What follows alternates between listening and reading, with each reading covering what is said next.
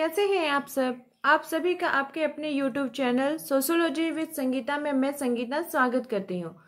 हम लोग का सोशियोलॉजी का प्रीवियस ईयर क्वेश्चन का 500 का क्वेश्चन का सीरीज चल रहा है। उसमें हम लोगों ने क्लास 17 तक मतलब 17 सीरीज तक हम लोगों ने 270 तक के क्वेश्चंस को पूरे कंप्लीट डिस्कशन में देखा था। आज का जो हमारा क्लास 18 है जिसमें हम लोग 271 क्वेश्चन से देखेंगे और ये जो क्वेश्चन है आपके प्रीवियस ईयर के क्वेश्चन है जो कि आपका यूपी पीजीटी का एग्जाम हो, चाहे वो जीएससी या फिर जीडीसी का एग्जाम हो, उसमें पूछे जा चुके हैं। तो चलिए क्लास को लेट ना करते हुए स्टार्ट करते हैं। हमारा क्वेश्चन नंबर 271 पूछा जा रहा है कि समाज और जैविक सावयव के मध्य समानता का विचार किसने प्रस्तुत किया है। आपको हर क्वेश्चन के 4 ऑप्शन दिए जाएंगे। तो इसमें जो क्वेश्चन है समाज और जैविक सावयव के मध्य क्या बोल रहा है, समानता का विचार कौन दिए हैं। तो 4 ऑप्शन है Comte, Herbert Spencer, max weber और कार्ल मार्क्स। तो इसका जो सही आंसर हो जाएगा वो हो जाएगा हर्बर्ट स्पेंसर। अब हम लोग इसको थोड़ा डिस्कशन करते हैं, इसका डिटेल्स में समझने की ऐसे कोशिश करते हैं कि सावयवी एकता क्या होती है, जो शरीर की बनावट के आधार पर होती है। शरीर की बनावट के आधार पर इसकी जो कार्य पद्धति है उसकी तुलना किससे की गई थी, समाज से की गई थी। और इसके जो प्रतिपादक है, ऐसा सोच किसने किया था, हर्बर्ट स्पेंसर जी ने किया था। उनके विचारों के अनुसार समाज का जो सावयवी सिद्धांत है वो इतना महत्वपूर्ण रखता है क्योंकि उन्होंने बोला कि समाज को किस रूप में जोड़ा, मनुष्य के शरीर के जैसा। जैसे शरीर में क्या होता है कि शरीर का हर एक अंग क्या होता है, महत्वपूर्ण हो जाता है, चाहे वो आंख हो, कान हो, नाक हो, सबका एक अलग अलग क्रिया है और उसके अलग। और अगर किसी भी एक भी अंग में कोई क्षति पहुंचती है तो वो मानव के शरीर में पहुंचती है। उसी प्रकार से समाज में भी विभिन्न प्रकार जो इसकी संस्थाएं हैं, इसकी जो संस्कृति है वो क्या होता है, एक शरीर के समान ही है कि किसी भी एक को हम कम दृष्टि से देख नहीं सकते हैं। हमारा क्वेश्चन नंबर 272 पूछा जा रहा है कि परिवर्तन को सभी समयों में सामाजिक व्यवस्था की एक आवश्यक दशा के रूप में कौन मानते हैं। मतलब परिवर्तन जो है वो सामाजिक व्यवस्था का एक आवश्यक दशा है, यानी समाज में परिवर्तन होना ये एकदम सत्य है और ऐसा संभव हमेशा ही रहेगा। तो ये जो आवश्यक दशा का रूप कौन सा है, तो ये संघर्ष सिद्धांतकार का रूप है। उन संघर्ष के सिद्धांत के अनुसार सामाजिक परिवर्तन जो होता है वो हमेशा रहता है, निरंतर बना रहता है और इसकी जो उत्पत्ति है वो सामाजिक संरचना में उसमें निहित रहती है तथा वो और क्या होता है कि विशिष्ट संघर्ष में भी विद्यमान होती है। संघर्ष सिद्धांत का मतलब क्या होता है कि हर एक समय में आप अगर प्राचीन इतिहास को ले लेंगे तो देखेंगे कि हर एक समय में युद्ध विद्यमान है। बहुत सारे राजा महाराजाओं ने आकर भारत के ऊपर शासन किया और वो क्या होता है कि विभिन्न धर्म के लोग आकर शासन किए, तो उनकी जो संस्कृति है, उनका जो एक अलग छाप है वो भी भारत पर विद्यमान रहता है। तो जब तक संघर्ष विद्यमान नहीं रहेगा, संघर्ष नहीं होगा, समाज की उत्थान नहीं हो सकता है। यह सिद्धांत कौन सा है, संघर्ष सिद्धांतकार का सिद्धांत है। हमारा क्वेश्चन नंबर 273 पूछा जा रहा है कि निर्जातीय वैज्ञानिक अध्ययन करते हैं। निर्जातीय जो वैज्ञानिक है वो किसका अध्ययन करते हैं। तो ऑप्शंस है सहज बुद्धि वास्तविकता का, अनुभवजन्य वास्तविकता का, थर्ड है वास्तविकता निर्माण की अनुभवजन्य पद्धति का, फोर्थ है वास्तविकता निर्माण की सहज पद्धति का। तो इसका जो राइट आंसर हो जाएगा, इस क्वेश्चन का सही आंसर हो जाएगा वास्तविकता निर्माण की अनुभवजन्य पद्धति का। निर्जातीय वैज्ञानिक पद्धति जिसे कि मेथोडोलॉजी भी शब्द भी बोला जाता है, इस शब्द के आविष्कारक या रचनाकार कौन थे, अमेरिकी समाजशास्त्री हेरोल्ड गार्फिंकल। और उन्होंने ही प्रतीकात्मक जो अंतरक क्रियावाद का सिद्धांत का उन्होंने प्रस्तुत किया था, किसके रूप में, निर्जाति पद्धति शास्त्र के रूप में। इसमें उन्होंने बताया कि लोक जो विधि विज्ञान है वो एक नया उपागम विकसित करता है और निर्जातीय वैज्ञानिक अध्ययन के लिए उन्होंने वास्तविक निर्माण की जो अनुभव पद्धति थी उसे प्रस्तुत किया था। हमारा क्वेश्चन नंबर 274 पूछा जा रहा है कि संघर्ष प्रकार्यवाद के सिद्धांत का प्रवर्तक कौन है। संघर्ष प्रकार्यवाद सिद्धांत के प्रवर्तक कौन है? आपको 4 ऑप्शन दिया रहेगा, L.A. Kroeber, R. Dahrendorf, Karl Marx और R. कॉलिंस। तो इसका जो सही आंसर हो जाएगा वो हो जाएगा L.A. क्रोजर। उन्होंने संघर्ष प्रकार्यवाद के सिद्धांत का प्रवर्तक उन्हें माना जाता है, आविष्कारक माना जाता है।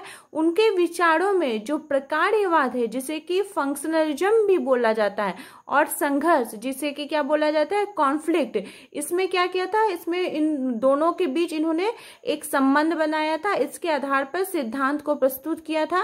क्रोजर ने अपने सिद्धांत में बताया था कि सामाजिक संघर्ष के जो प्रकार्यात्मक पहलू होते हैं उस पर क्या होता है कि जब हम उस पर जोड़ करते हैं, उस पर देखते हैं, तो वो क्या पाता है कि समाज में क्या है कि संघर्ष विद्यमान रहता है और इस संघर्ष के फलस्वरूप ही समाज का उत्थान संभव हो पाता है। हमारा नेक्स्ट क्वेश्चन हम लोग देखते हैं कि 275 नंबर क्वेश्चन कि सोशल कंस्ट्रक्शन ऑफ रियलिटी नामक पुस्तक किसने लिखी थी। पुस्तक तो आपके हर एक एग्जाम में, चाहे आपका यूजीसी नेट का एग्जाम हो या फिर कोई भी दूसरे एग्जाम हो, उसमें आपको पुस्तक के नाम तो पूछे गए, बुक्स और ऑथर्स के नेम रहेगा। तो सोशल कंस्ट्रक्शन ऑफ रियलिटी नामक जो ये पुस्तक है, इसमें आपके 4 ऑप्शंस है, गिडिंग्स एवं लकमैन, बर्जर एवं गिडिंग्स, बर्जन एवं लकमैन, पार्सन्स एवं सेल्स। तो सोशल कंस्ट्रक्शन ऑफ रियलिटी नामक जो पुस्तक है, इसके रचनाकार कौन है? बर्जर एवं लकमैन। बर्जर एवं लकमैन कौन थे? वे एक अमेरिकी समाजशास्त्री थे जिनकी रुचि क्या थी, समाजशास्त्र में तो थी, साथ ही साथ जो प्रघटना शास्त्र एवं मेथोडोलॉजी थी उसमें भी उनका महत्वपूर्ण योगदान था। और उन्होंने बर्जर के अनुसार जो सामाजिक रूप है उसका निर्माण कैसे होता है, सामाजिक रूप का निर्माण होता है। उन्होंने अपनी इसका अस्तित्व उन्होंने बताया कि प्राचीन जो अस्तित्व होता है उसमें विद्यमान रहता है। इसी को लेकर उन्होंने अपनी पुस्तक लिखी थी the social construction of reality. इसकी रचना उन्होंने की थी 1967 में। और इसमें क्या होता है कि जो उनके जो सहयोगी थे सूट्स, उनका भी बहुत बड़ा योगदान था।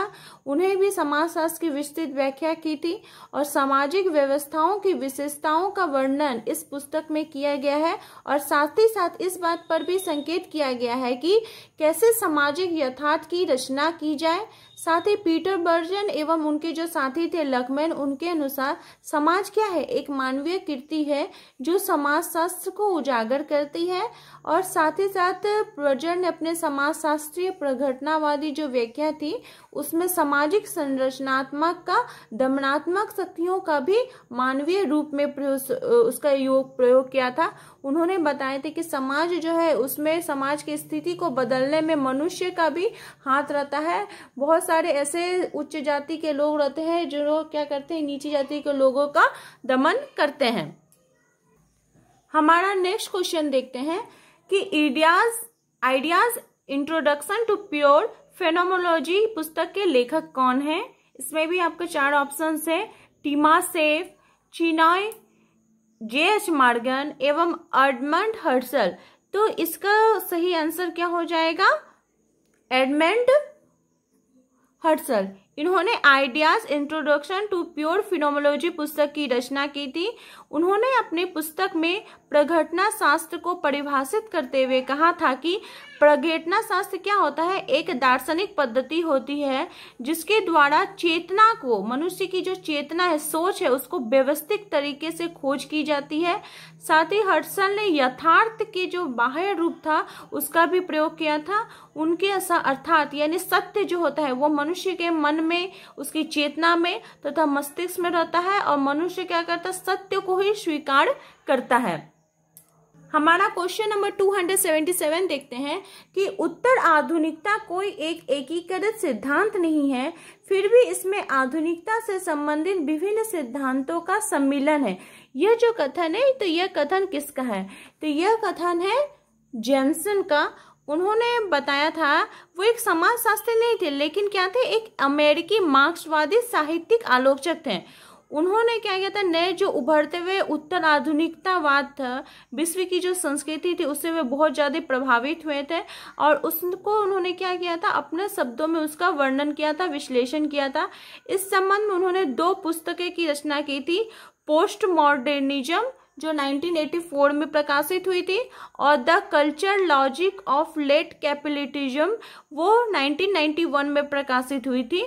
जेम्सन के अनुसार क्या था कि जो सौंदर्य पर एक दार्शनिक और सामाजिक समालोचक थे उनका उन्होंने विश्लेषण किया और उनके अनुसार उन्होंने बताया कि को जो रूप होता है वो कई अर्थों में होता है और कई रूप बल उसमें कई प्रकार के बल का प्रयोग किया जाता है और उत्तर आधुनिकता क्या होता है, एक एकीकृत सिद्धांत नहीं है, फिर भी इसमें आधुनिकता से संबंधित विभिन्न सिद्धांतों का सम्मेलन किया गया है। उत्तर आधुनिकता मतलब क्या होता है कि समाज में हम लोग क्या करते हैं कि जो समाज का स्वरूप है वो तो प्राचीन काल से चला आ रहा है, लेकिन अगर हम उसी स्वरूप पे विद्यमान रहेंगे तो हम नई नई संस्कृति को ग्रहण नहीं कर पाएंगे। इससे हम लिए क्या करता है कि आधुनिक बनना पड़ेगा। आधुनिक बनने के पहले का जो स्टेज होता है उसे उत्तर आधुनिकतावाद कहा जाता है।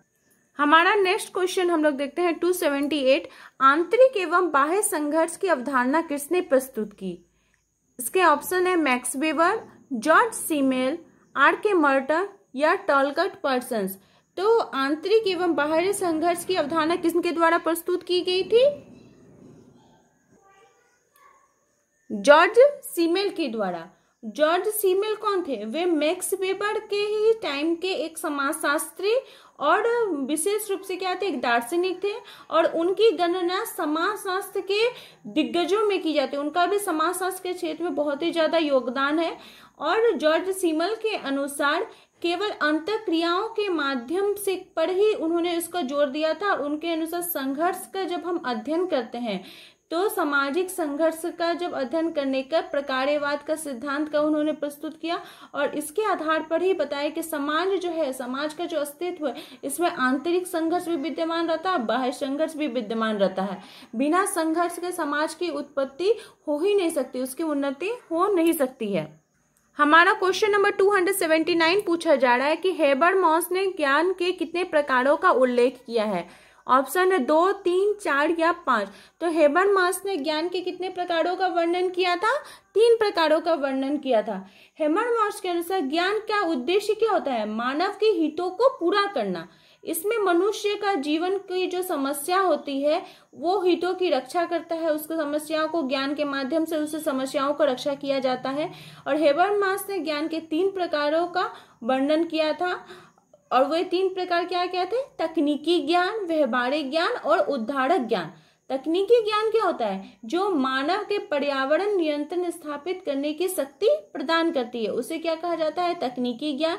व्यवहारिक ज्ञान में क्या होता है कि जिसके माध्यम से मनुष्य अपने जो आसपास का जो उसका वातावरण है उसके साथ उसको किस प्रकार से चलना है, किस प्रकार से व्यवहार करना है, ये अपना व्यवहारिक ज्ञान के माध्यम से उसमें वो पूरा करता है।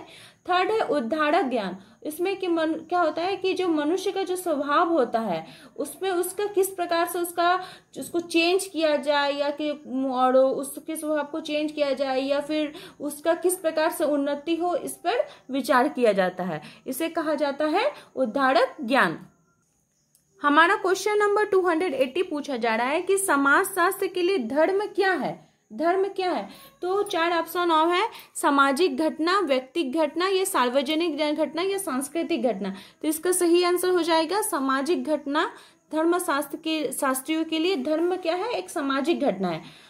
तो आप सभी को पता है कि धर्म की जो समाजशास्त्र इसकी स्थापना किसने की थी? इमैनुएल दुर्कheim जी के द्वारा की गई थी। इसमें उनका बहुत ही महत्वपूर्ण योगदान है और इस संबंध में उनकी जो पुस्तक थी the elementary forms of the religious life, इसमें उन्होंने इस तथ्य पर बल दिया कि मनुष्य जो होता है, जो प्राणी है, वो क्या है? ईश्वर का सृष्टि है और उसका जो अस्तित्व है वह समाज में बनाए रखने के लिए ही, ईश्वर को अस्तित्व को बनाए रखने के लिए मनुष्य का प्रयोग किया गया है। और यही नहीं, यह मानव ही है जो ईश्वर जैसी सत्ता के लिए अस्तित्व में विश्वास पैदा, मनुष्य ही ये विश्वास पैदा करता है कि इस संसार में क्या है? भगवान का कोई अस्तित्व है। ईश्वर समाज का ही एक क्या है, एक छद्म से एक बहरूपिया के जैसा उन्होंने बताया था। और सामूहिक रूप से व्यक्तिगत समाज के जब हम लोग पूजा करते हैं तो वो क्या करता है, समाज ही वास्तविकता एक देवता का हम लोग पूजा करते हैं। मतलब क्या, समाज का पूजा करने का मतलब क्या, हम लोग किसका पूजा कर रहे हैं, देवता का पूजा करते हैं। इसलिए दुर्कheim के अनुसार धर्म क्या है, एक सामाजिक घटना है। और दुर्कheim ने ही धर्म को पवित्र तथा अपवित्रता दो रूपों में बांटा था। तो मुझे ये आशा है कि आपको ये 280 तक के जो क्वेश्चन है, 10 क्वेश्चन इसमें आपको करवाया गया, ये आपको बहुत ही ज्यादा हेल्पफुल रहे होंगे, आपको बहुत अच्छे से सरल भाषा में समझ में आ गया होगा। तो इसलिए प्लीज आप इस वीडियो को ज्यादा से ज्यादा शेयर करें। चैनल में नए हो तो प्लीज सब्सक्राइब करें, और मेरे चैनल के साथ बने रहने के लिए आप सभी का धन्यवाद।